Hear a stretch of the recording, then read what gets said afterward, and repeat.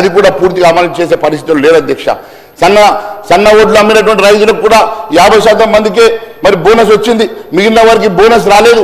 మరి 10 పంటలకు బోనస్ ఇస్తామని చెప్పేసి మరి పూర్తిగా బోనస్ని విస్మరించిన సంగతి నేను గుర్తు చేస్తా ఉన్నాను అధ్యక్ష. మరి ఎక్కువగా తెలంగాణ ప్రాంతంలో దొడ్డు ఓట్లనే మరి సాగు చేస్తారు అధ్యక్ష.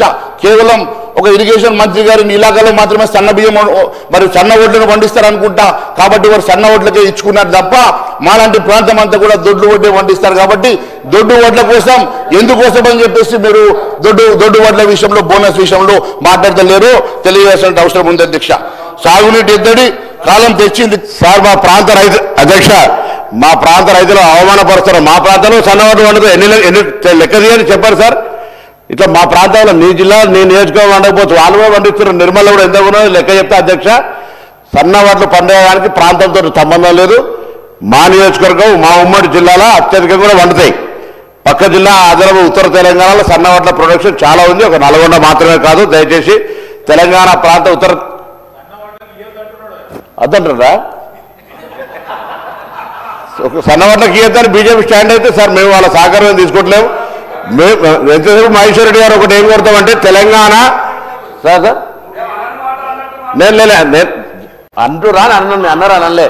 నేను గౌరవ అధ్యక్ష మీ ద్వారా ఒకటే కోరుతా ఉన్నా, మా పెద్దలు గౌరవనీయులు బీజేపీ పక్ష నాయకునికి మీ ద్వారా ఇక్కడ ఎంతసేపు మాట్లాడినా దయచేసి మీరు కేంద్రం నుంచి రాష్ట్రానికి ఏమైనా తీసుకొచ్చే ప్రయత్నం చేయండి, కేంద్రం నుంచి ఏమైనా ఫండ్స్ తీసుకొచ్చే ప్రయత్నం చేయండి. हैदराबाद में शहर हैदराबाद के लिए कुछ पैसे देने के लिए मांगते, लेकिन इतना तो मेट्रो ఉంది, మూసి ఉంది, ఘాటికి ఏమైనా పైసలు తీసుకురానికి కిషన్ రెడ్డి గారిని మోటివేట్ చేసి అనే మాటల సందర్భంగా నేను గౌరవ సభ్యుని విజ్ఞప్తి చేస్తున్నా, నాయకుడిగా విజ్ఞప్తి చేస్తున్నా. తెలంగాణ ఈ దేశంలో 29వ నూతనంగా ఏర్పడ్డ చిన్న రాష్ట్రము. ఈ రాష్ట్రానికి కేంద్ర ప్రభుత్వం నుంచి 10 సంవత్సరాలుగా టీఆర్ఎస్ పార్టీ అడుగుతలేదనే కారణం మీద, ముఖ్యమంత్రి ప్రధానమంత్రి కలుస్తలేదనే కారణం మీద తప్పించుకోవడానికి ఇద్దరికి అవకాశం ఉంటే ఇవాళ మేము ప్రధానమంత్రి గారిని మంత్రులను అనేక సందర్భాల్లో కలుస్తా ఉన్నాం. ఇక్కడ ఈ రాష్ట్రానికి నిధులు అవసరం ఉన్నాయి, కేంద్రం నుంచి నిధులు తీసుకురావాలని గౌరవ శాసనసభ పక్ష నాయకుడు ఉదయపూర్గా విజ్ఞప్తి చేస్తా ఉన్నా. అధ్యక్ష, పొన్నం ప్రభాకర్ గారు సబ్జెక్ట్ని డివైడ్ చేస్తూ ఉన్నారు అధ్యక్ష. నేను చాలా స్పష్టంగా మేనిఫెస్టోలో 10 పంటలకు బోనస్ ఇస్తామని చెప్పి 10 పంటలకు బోనస్ ఇస్తామని చెప్పి మీరు మేనిఫెస్టోలో పెట్టుకొని అందరినీ రైతుల్ని మోసం చేసి బోనస్ ఇవ్వకుండా కేవలం సన్న వడ్లకు ఇస్తా ఉన్నారు, దొడ్డు వడ్లకు ఎందుకు ఇవ్వడం లేదు, మరి మక్కలకు ఎందుకు ఇవ్వడం లేదు, మీరు గోధుమలకు ఎందుకు ఇవ్వడం లేదు, జొన్నలకు ఎందుకు ఇవ్వడం లేదు, మీరు ఇస్తామన్నటువంటి 10 పంటలకు ఎందుకు ఇవ్వడం లేదు మాత్రం నేను ప్రశ్నించాను అధ్యక్ష. ఇకపోతే కేవలం కొన్ని నియోజకవర్గాల్లో సన్న బియ్యం నాగార్జున సార్ కింద సన్న ఓట్లు వేస్తారు కాబట్టి మరి అక్కడ ఉన్నటువంటి మంత్రి ఇన్ఫ్లుయెన్స్ తోటో లేకుండా నల్గొండ జిల్లాలో ఎక్కువ వండుతాయి కాబట్టి వాళ్ళు ఏమన్నా సన్న బియ్యానికి ఇప్పించుకున్నారా? మరి మా ప్రాంతం మిగిలిన ప్రాంతంలో సన్న బియ్యం చారణ పండితే దొడ్డు బియ్యం బారణ పండిస్తారు అధ్యక్ష. ఎందుకంటే ఈల్డ్ దొడ్డు బియ్యం ఎక్కువ వస్తుంది అధ్యక్ష.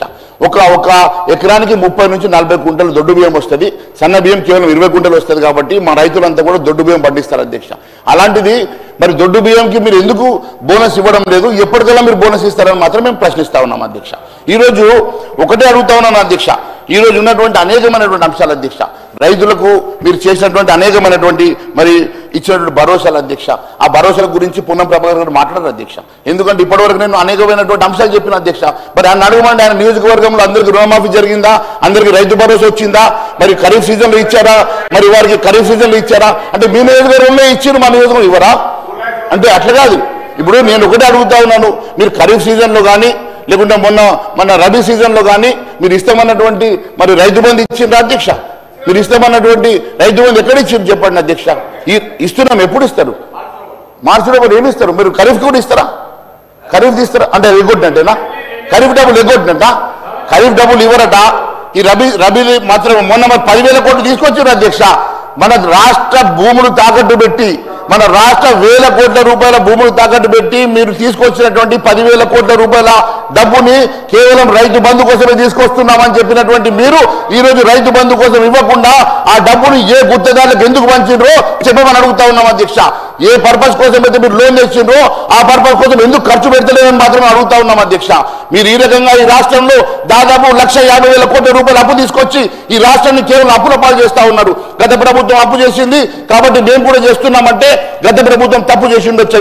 మరి మీరు కూడా ఎందుకు అదే బాటలు నడుస్తా ఉన్నారు? వాళ్ళు 10 సంవత్సరంలో 6,50,000 కోట్లు 7 లక్షల కోట్లు అప్పు తీసుకొస్తే మీరు ఒకే సంవత్సరంలో 1,42,000 కోట్లు అప్పు చేసినట్టుగా మొన్న సభలో మన డిప్యూటీ సీఎం గారు చెప్పారంటే ఈ రాష్ట్రం ఏ రకంగా అప్పుల బాటలు నడుస్తా ఉన్నదో దీన్ని బట్టి స్పష్టమైతా ఉన్నది. మీరు కాంపిటీషన్ లో అప్పు తీసుకొస్తా ఉన్నారు.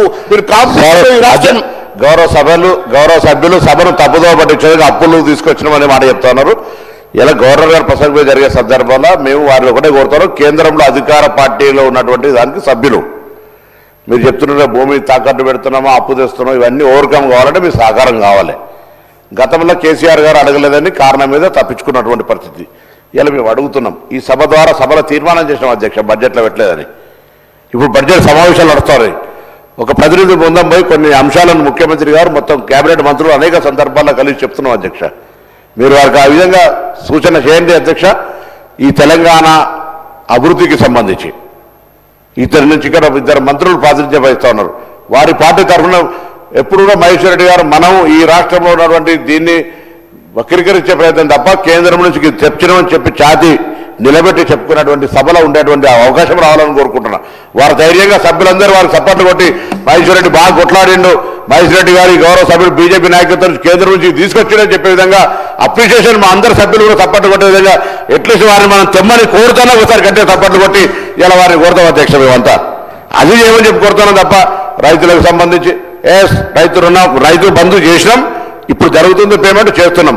2 లక్షల రూపాయల రుణమాఫీ ఎక్కడన్నా కాకపోతే చెప్పండి, తప్పకుండా 2 లక్షల లోపల రూపాయల రుణమాఫీ ఒక కుటుంబానికి సంబంధించి ఉన్నాయన్నీ కూడా తీర్చినాము.